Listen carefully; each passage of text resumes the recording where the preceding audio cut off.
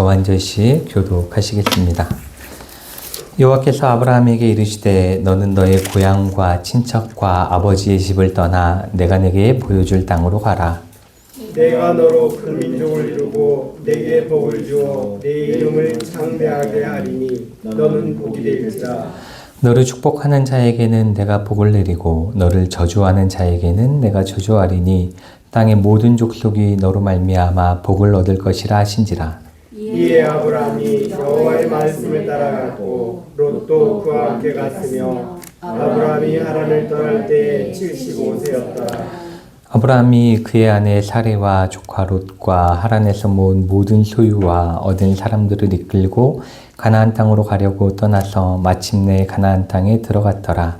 아브라함이 그 땅을 지나 세겜 땅 모래 상수리 나무에 이르니 그때 가나안 사람이 그 땅에 거주하였더라. 여호와께서 아브라함에게 나타나 이르시되 내가 이 땅을 내 자손에게 주리라 하신지라.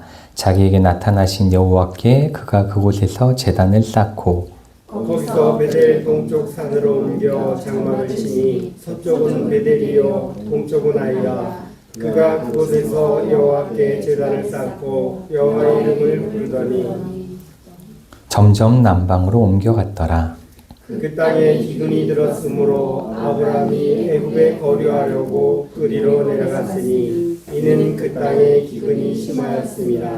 그가 애굽에 가까이 이르렀을 때에 그의 아내 사레에게 말하되 내가 알기에 그대는 아리따운 여인이라.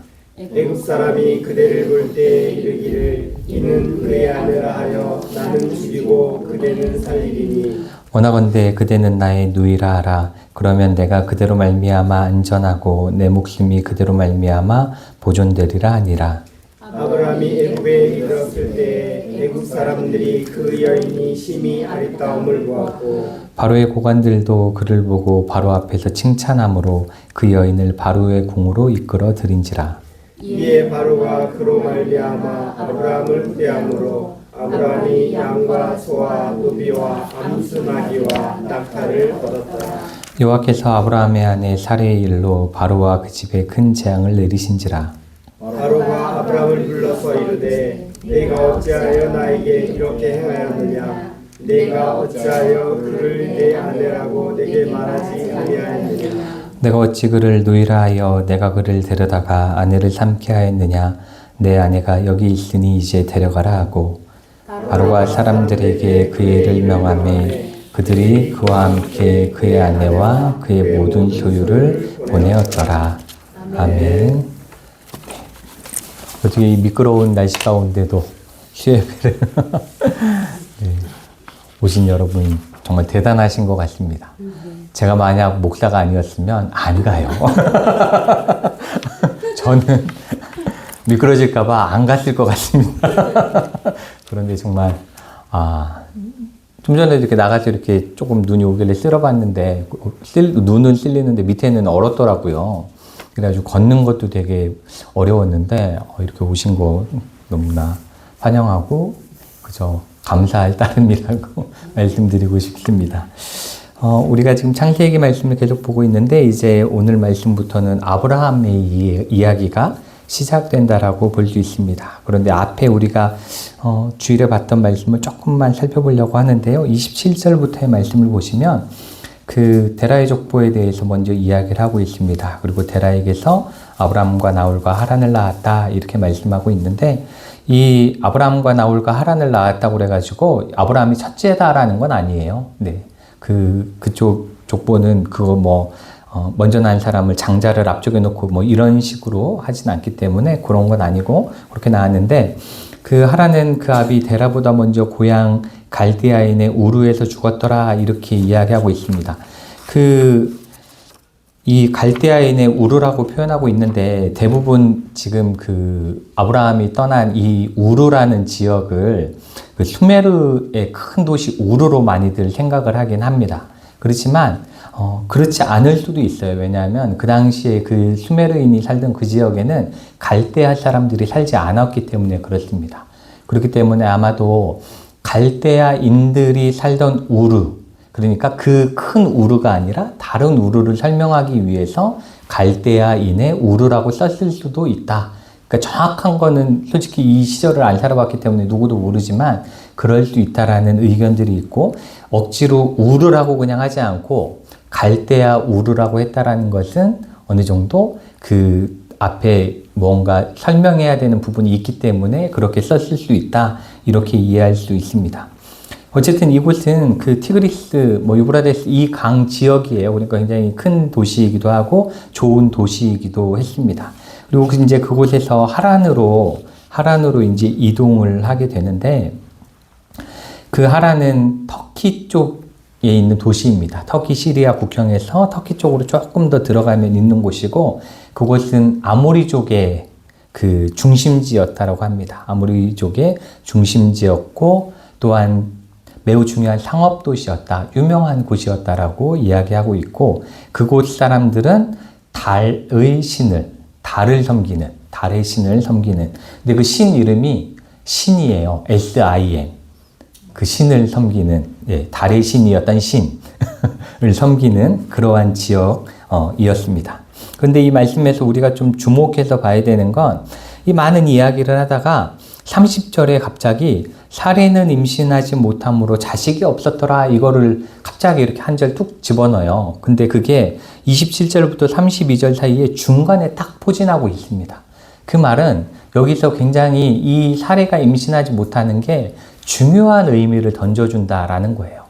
그리고 사례가 임신하지 못하는 건 인간의 힘으로 어떻게 할 수 없는 것이잖아요. 그렇죠? 그 임신을 하는 건 지금처럼 과학이나 의학이 발전하지 않았기 때문에 더더욱 어려운 거죠. 그렇죠? 임신을 하는 게 자연 발생적으로 안 이루어지기 시작하면 이게 답이 없는 문제가 이 부분이잖아요. 그렇기 때문에 어찌 보면 이것을 통해서 이게 강조되면서 하나님이 하시지 않으면 지금 이 집안은 더 이상 아무것도 없다라는 걸 계속 이야기해주고 싶은 거예요. 그걸 핵심을 먼저 앞에 딱 놔둬주는 거죠. 그 다음에 이제 아브라함의 이야기로 넘어가게 되는 겁니다. 그렇기 때문에 아브라함의 이야기는 처음부터 하나님의 도움 없이는 불가능한 이야기, 그 이야기를 해주고 싶었던 것 같습니다. 그런 다음에 이제 데라가 그의 아들 아브람과 하란의 아들인 그의 손자 롯과 그의 며느리 아브라함의 아내 사레를 데리고 갈대아인의 우르를 떠나 가나안 땅으로 가고자 하더니 하란에 이르러 거기 거류하였다, 이렇게 말씀하고 있잖아요. 근데 데라가 이제 하란에서 죽긴 하지만 어쨌든 여기서 이미 데라는 그 가족을 데리고 우르를 떠날 준비가 되어 있고 가나안 땅을 향해 가고 있었다라는 겁니다. 그런데 12장 1절을 보시면 여호와께서 아브라함에게 이르시되 너는 너의 고향과 친척과 아버지의 집을 떠나 내가 내게 보여줄 땅으로 가라, 이렇게 말씀하세요. 분명히 이미 데라와 가족들이 떠나고 있는 상태였는데 그 중간 기착지쯤에 있는 건데 12장 1절은 다시 이야기를 하시는 거죠. 너의 고향과 친척과 아버지의 집을 떠나라, 이렇게 말씀을 하시는 거예요. 그리고 가나안 땅으로 가라고 말씀하고 계신 거죠. 그렇기 때문에 어찌 보면 앞뒤가 안 맞는 이야기 같아요. 그렇죠? 이미 앞에서 이미 떠난 상태고 그 중간까지 간 상태인데 12장에서 다시 시작하자마자 그 이야기가 반복된다라는 것은 무언가 앞뒤가 안 맞는 것 같습니다. 그렇지만 아마도 여기서 하나님께서 하시는 말씀은 이제 아브라함으로부터 시작되어지는 일들이 여기서 시작된다라는 걸 확실하게 보여주기 위해서 이 이야기를 좀 더 강조해 넣었다라고도 볼 수 있습니다. 그리고 여기서 이야기하는 것은 단지 고향을 떠난 것뿐 아니라 친척과 아버지의 집까지 떠나는 것, 이것에 대해서 이야기를 하고 있습니다. 그런데 여기서 보시면은 고향, 친척, 아버지의 집, 이렇게 세 가지로 이야기를 하고 있는데 이 순서는 이렇게 누군가가 떠나기 쉬운 것부터, 그렇죠? 고향은 떠나기 쉽잖아요. 그렇죠? 고향은 떠나기 쉽고 그 다음에 그 가문을 떠나기도 좀 쉽습니다. 그런데 그 아버지, 그렇죠? 아버지에게서 떠난다는 건 너무 어려운 거예요. 부자간에 어찌 보면 이렇게 이별을 이야기하는 거기도 하고, 또 아버지의 집을 떠난다라는 것이 어떠한 의미냐면 아버지의 아버지의 것에 대한 상속도 포기하는 거죠. 아버지의 것을 떠나는 거니까. 그렇기 때문에 어찌 보면 이 사람에게 있어서 가장 중요한 부분 중에 하나인 것을 떠나야 되는, 그렇게 해서 좀 떠나기 쉬운 것부터 점점 어려운 걸로 하나님의 명령이 강해지고 있다는 것을 여기서 말씀을 하고 있습니다. 그리고 이 말씀을 이렇게 우리가 보시면, 이 12장 전체를 통해서 이걸 먼저 간단하게 말씀드리고 뒤를 더 말씀드릴 텐데, 노아의 이야기와 아브라함의 이야기가 굉장히 비슷한 점이 있습니다. 이제 비슷한 점이 있어요. 그 노아의 이야기를 말씀드릴 때 노아의 이야기와 창조의 이야기가 이렇게 비슷하다고 이렇게 제가 쭉 설명드린 적 있잖아요. 그런 것처럼 노아의 이야기와 아브라함의 이야기가 굉장히 유사합니다. 그래서 보시면 이 노아의 이야기에서는 하나님이 노아에게 먼저 말씀하십니다. 그렇죠? 그와 똑같이 하나님께서 아브라함에게 말씀을 하십니다. 먼저 말씀을 하시죠. 그 다음에 노아에게 이렇게 말씀하시죠. 방주에서 나가거라. 이제는 방주에서 나가라. 이렇게 하면서 새로운 시작을 알리시고 아브라함에게는 내 땅을 떠나라. 이렇게 말씀하시면서 또 무언가를 시작하실 것을 말씀하고 있습니다. 그리고 그렇게 명령하자 노아가 방주에서 나왔고 아브라함은 그 명령대로 그 땅을 떠났고 그렇게 이어지고 있고, 그 다음에 나와서 노아가 하나님 앞에서 제단을 쌓고 예배드리는 장면이 제일 먼저 등장하잖아요. 그런 것처럼 아브라함도 그곳에 도착해서 가장 먼저 하나님 앞에 제단을 쌓는 일을 12장 7절에 보면 하고 있는 걸 볼 수가 있습니다. 그 다음에 그렇게 제단을 쌓은 제사를 지내는 그 노아 앞에 하나님이 축복하시는 내용이 9장 1절에 등장을 하고, 그 다음에 12장 2절에 그 하나님께서 축복하시는 내용이 등장을 하게 됩니다. 그리고 그 축복은 노아에게는 생육하고 번성하라 이렇게 말씀하면서 창조 때와 같은 그러한 생육과 번성에 대한 이야기를 말씀하고 있고, 아브라함에게는 내가 너로 큰 민족을 이루실 것이다. 큰 민족이 되게 할 것이다. 이렇게 번성하게 될 것을 축복하고 있습니다. 그리고 노아에게는 너와 자손들에게 내가 언약을 세우겠다. 이런 말씀으로 이제 마무리가 되고, 아브라함에게는 내가 이 땅을 너의 자손들에게 주겠다. 이렇게 하면서 이야기가 이렇게 맞춰지는 이렇게 굉장히 비슷한 구조를 가지고 있습니다. 이것을 통해서 그 하나님께서 노아를 통해 새로운 일들, 홍수 이후에 새로운 시작을 알리셨잖아요. 그런 것처럼 바벨탑으로 그 죄악 가운데 있던 사람들, 그 문제를 해결하신 이후에 아브라함을 통해서 또 새로운 시작을 알리시는 그 내용이기 때문에 이렇게 비슷한 내용이 있고, 이걸 창조에 대한 이야기까지 끌고 가면 창조, 노아를 통한 새로운 창조, 그 다음에 아브라함을 통한 또 새로운 시작, 이러한 것으로 우리가 이해를 할 수가 있습니다. 그리고 이 말씀을 통해서 우리가 보게 되는 건 하나님께서 아브라함에게 너가 내 말에 순종하고 떠나면, 그 땅을 떠나서 내가 내게 지시하는 땅으로 가면 이러이러한 축복을 주겠다라고 하신 것들이 5가지로 나오게 됩니다. 그 첫 번째가 내가 너를 큰 민족으로 만들겠다라는 약속을 하고 있고, 그 다음에 내가 너를 축복하리라 이렇게 말씀하시고, 그 다음에 내가 너의 이름을 크게 하리라 이렇게 말씀하고 있고, 그 다음에 내가 너를 축복하는 자들을 축복하리라, 그 다음에 마지막으로 내가 너를 저주하는 자를 저주할 것이다 이렇게 하면서 보호하심에 대한 약속까지 이렇게 5가지의 약속을 이렇게 주고 계십니다. 그런데 이 말씀이 어찌 보면 어떠한 의미를 우리에게 주는 거냐면, 아브라함이 누릴 축복, 그리고 그의 후손들이 누릴 축복, 그러한 모든 축복은 그들이 무언가 열심히 일하고 노력해서 얻어지는 것이 아니라 오로지 하나님으로부터 오는 선물이다. 믿음에 대한 선물로 주어지는 것이다라는 것을 우리에게 말씀해 주고 있는 것입니다. 이렇게 하나님은 믿음의 사람들에게 축복하고 싶어 하십니다. 그런데 우리가 여기서 꼭 생각해야 될 것이 무엇이냐면, 이 모든 축복은 현재적인 게 아니라는 거예요. 미래적인 거죠. 지금 현재 아브라함은 그런 상황이 아니에요. 예를 들어 큰 민족을 만들리라. 지금 아까 앞에서 봤던 것처럼 지금 아브라함은 애가 없어요. 그리고 나이는 점점 들어가요. 그렇죠? 그렇기 때문에 어찌 보면 이건 현재적으로 전혀 가능성이 없는 이야기입니다. 그렇죠? 그리고 너의 이름을 크게 하리라. 열방의 아비가 나중에 되지만 그 길까지는 아직 먼 길이 남아있는 거예요. 그렇게 아직은 전혀 이것들이 이루어질 가능성도 보이지 않고, 그쵸? 인간의 생각으로는 이게 이루어질 리도 없어 보이는 일들을 말씀하고 약속하고 계신 거예요. 그렇기 때문에 이 아브라함의 이야기에서 우리가 생각해야 되는 건, 과연 우리는 미래에 주실 하나님의 약속을 붙잡고 현재의 하나님이 말씀대로 살아갈 수 있겠느냐, 정말 순종할 수 있겠느냐를 우리가 이 말씀을 통해서 고민해 봐야 된다는 거죠.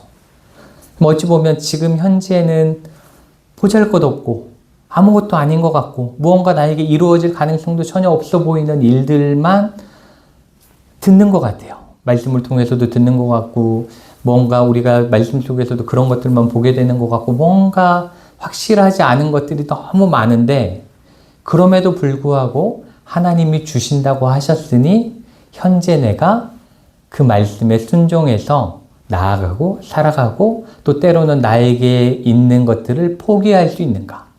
그렇죠? 지금 아브라함에게는 미래를 위해서 현재 아버지의 유산도 포기해야 되죠. 가족도 포기해야 되죠. 내가 안전하게 거했던 땅도 포기해야 되는 거예요.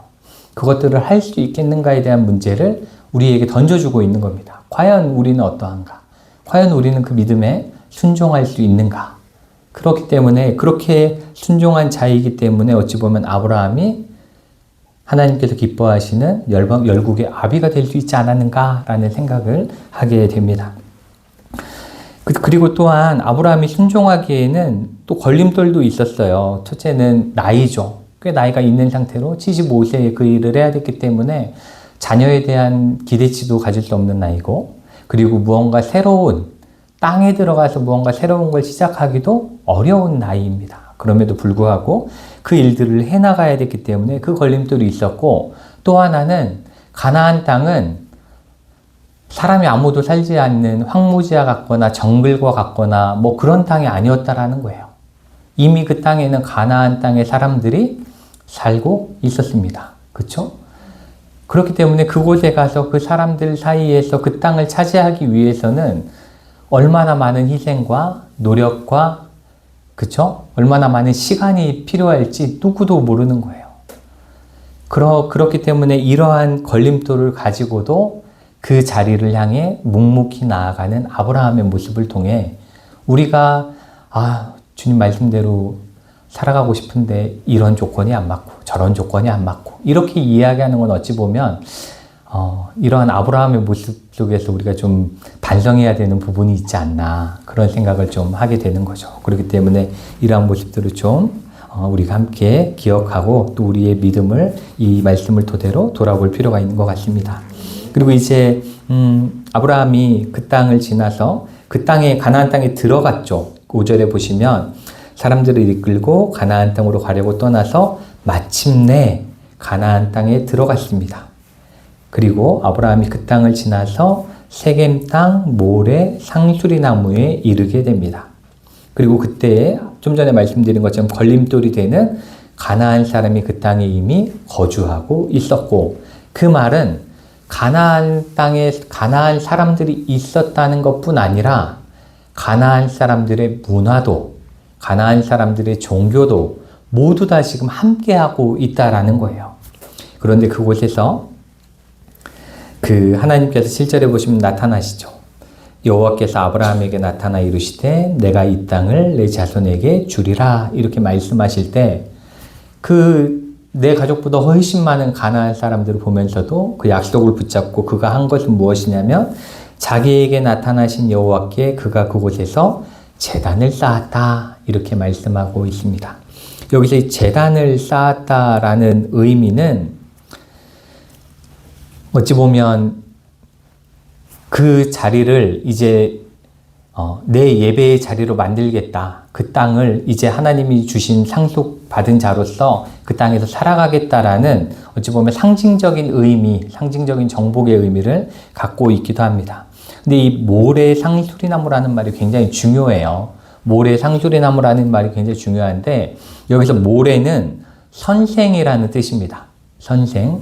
그리고 상수리나무인데 상수리나무는 매우 무성하고 키가 큰 나무죠. 그 지역에서 굉장히 큰 나무 중에 하나였고 그리고 그 당시에 사람들은 큰 상수리나무가 있으면 그곳에 영험함이 있다. 신의 능력이 있다. 이렇게 생각을 하기도 했고 또 나무가 높다 보니까 그게 하늘과 연결되어 있다. 이렇게 생각을 많이 했습니다. 근데 모래, 선생님 나무, 선생님 상수리 나무라는 말은 어찌 보면 그곳이 그 당시에 종교적인 행위가 벌어지던 종교적인 행위가 있던 그러한 자리다라고 볼 수 있습니다.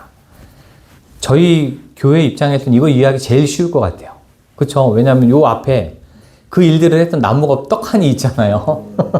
저희에게 너무나 좋은 쉼터가 될 것 같지만 여름에 그렇지만 어쨌든 그곳은 과거에 그렇죠? 네, 제사 지내던 그러한 곳이잖아요. 그 앞에 있어 우리가 예배를 드리고 있는 것 그것과 똑같은 것 같아요. 근데 단지 이게 바뀐 것은 지금은 교회가 좀 더 메인이고 저기는 그냥 상징적으로 그랬던 곳으로 남아 있지만 아브라함이 있던 그 시절에는 그곳은 사람들이 하나님의 뜻, 신의 뜻을 묻기 위해 머물며 제사를 지내던 곳이고 아브라함은 그 자리에 이제 터를 잡고 하나님을 섬기기 시작한 딱 그런 상황이라는 것만 좀 다르다고 볼 수 있죠. 그래서 저는 이 말씀을 보면서 그런 생각을 하게 됩니다. 우리는 제가 이제 이거를 청년이나 청소년들한테도 많이 이야기하는데 우리는 교회를 굉장히 사랑하는 건 좋아요. 교회를 사랑하는 건 좋고 교회에 와서 예배를 드리고 기도하는 것도 굉장히 중요하고 그렇지만 그것만이 전부고 그게 제일 좋은 거다라고 이야기하는 거는 아닌 것 같다.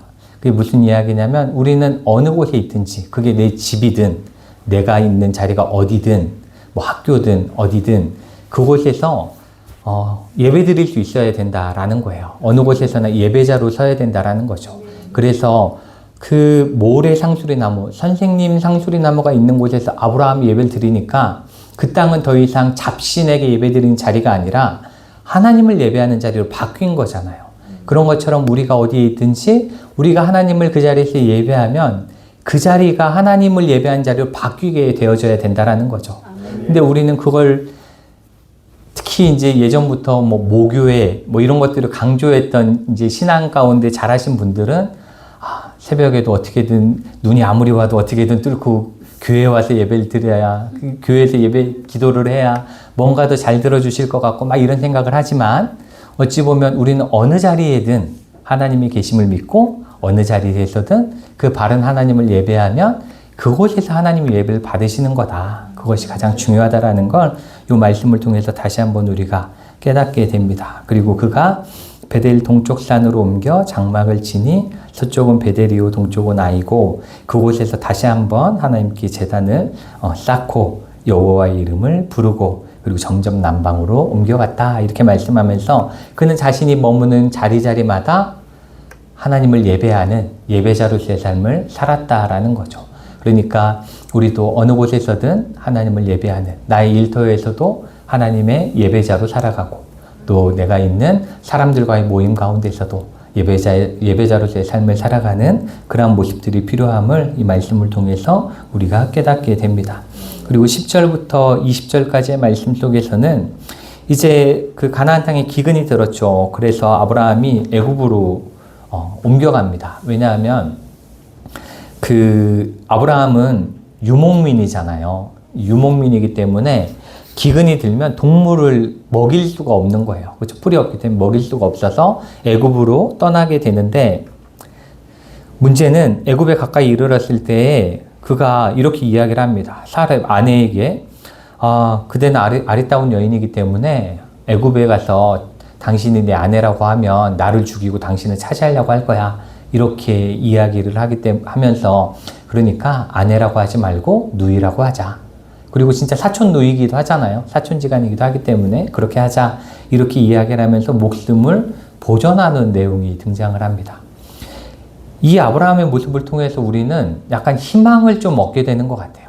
우리는 아브라함이 믿음의 조상이요, 하나님의 축복을 받은 놀라운 사람으로만 생각하지만 그는 이미 여기서 믿음의 실패를 경험하고 있는 거죠.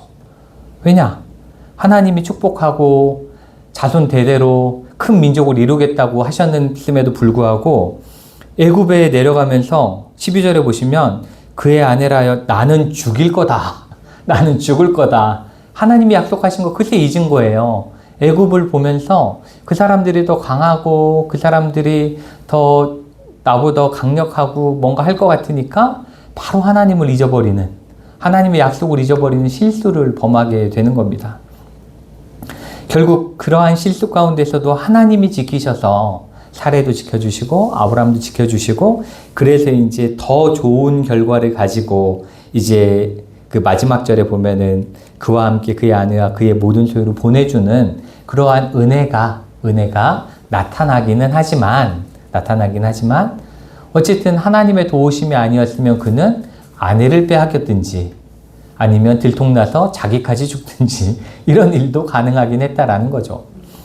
그렇기 때문에 저는 이 말씀을 통해서 우리가 믿음이 연약해서 실수를 할 때가 있고, 그렇죠? 아무리 예배 시간에 은혜를 받고 돌아가도 나가면서부터 이미 흔들리는 우리의 믿음을 보게 되는데, 그러할 때에 낙심할 필요가 없다라는 겁니다. 아브라함도 이렇게 실수하는 거예요. 아브라함도 이러한 연약한 모습이 있는 거죠. 이렇게 어찌 보면은 이스라엘 백성에게 있어서 아브라함과 모세와 다윗은 상징 그 자체잖아요. 믿음의 사람의 상징 그 자체인데, 믿음의 조상이요, 믿음의 인도자요, 믿음의 왕, 이렇게 완전한 사람들인데 여전히 누구나 그러한 사람들조차도 믿음이 흔들리는 때가 있고, 하나님이 말씀하시고 제사까지 그 가운데 지냈음에도 불구하고 실수하는 때들이 있다라는 거죠. 그만큼 사람은 어찌 보면 하나님이 아니기 때문에, 연약하기 때문에 그러한 때에 우리는 낙심하는 것이 아니라 언제든지 돌이킬 줄 아는, 그리고 하나님을 바라볼 줄 아는 그러한 믿음이 필요함을 이 말씀을 통해서 우리가 깨닫게 됩니다.